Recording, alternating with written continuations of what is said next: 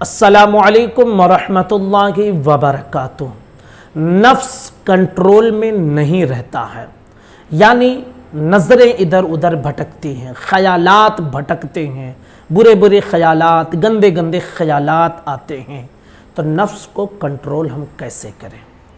अच्छा सवाल है, और ख़ास कर हमारे नौजवानों का ये बहुत बड़ा मसला है। तो आज इसी के हवाले से कुछ बातें आपसे मैं करने जा रहा हूँ। बहुत ध्यान से सुनिए और बारीकी से एक एक बात को सुनिए, ताकि हर बात को आप आसानी के साथ समझ सकें और इस बुरी बला से आप अपने आप को बचा सकें। याद रख लीजिए कि जब किसी चीज़ की लत लग जाती है, आदत पड़ जाती है, अब चाहे आपने अपनी कोशिश से वो लत लगाई हो या फिर किसी ज़रिए से लत लग गई हो, तो उसको छोड़ना थोड़ा मुश्किल होता है। लेकिन मुश्किल तो होता है, नामुमकिन नहीं होता है। अगर इंसान इरादा पुख्ता कर ले तो कोई चीज़ नामुमकिन नहीं होती है। फ़ारसी में एक शेर कहा जाता है कि मुश्किल नीस्त की आसान नशवद, मर्द बायत के हरासा नशवद। कोई मुश्किल ऐसी नहीं है जो आसान ना हो।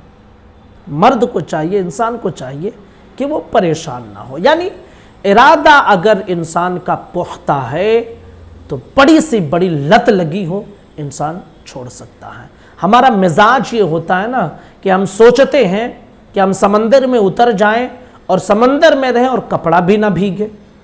हमारी सोच ये होती है कि धूप में हम खड़े रहें और सूरज की गर्मी परेशान भी ना करें। मेरे अजीज़, कपड़े को सूखा आपको रखना है ना, तो समंदर से बाहर आना पड़ेगा। धूप की तपिश से आपको बचना है तो किसी साए में जाना पड़ेगा। ऐसे ही अगर नफ्स को कंट्रोल में रखना है तो आपको कुछ आदतों को छोड़ना होगा और उस पर पुख्ता अहद करना होगा।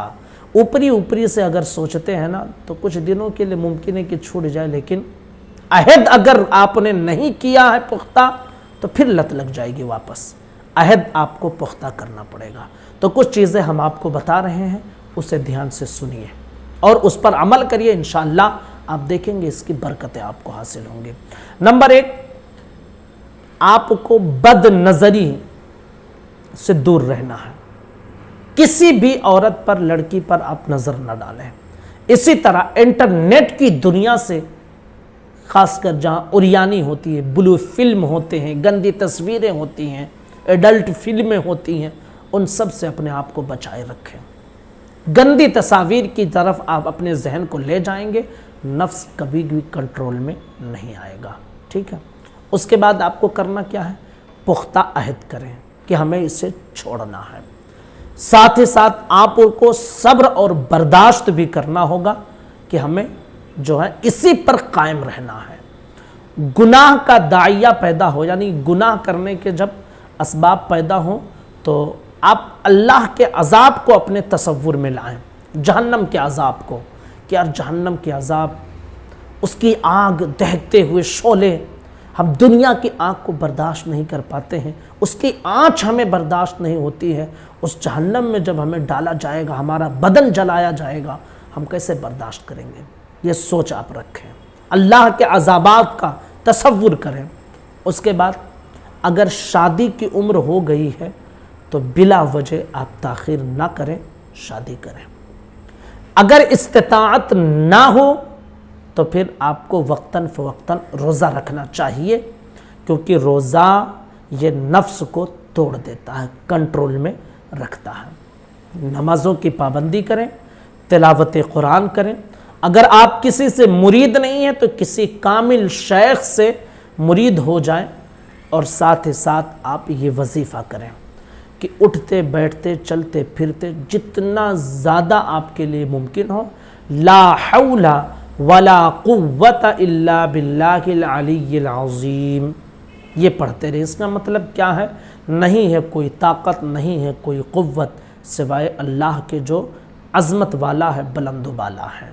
ठीक है, इसको आप ज़्यादा से ज़्यादा पढ़ें। उसके साथ साथ जितना ज़्यादा हो आप अऊज़ु बिल्लाहि मिनश शैतानिर रजीम पढ़ें। اس کا مطلب جانتے ہیں؟ اللہ کی پناہ شیطان مردود سے۔ تو آپ بار بار جب اپنے رب کو دل سے پکاریں گے تو یقیناً آپ کی صدا سنی جائے گی کہ اللہ میں شیطان مردود سے تیری پناہ چاہتا ہوں۔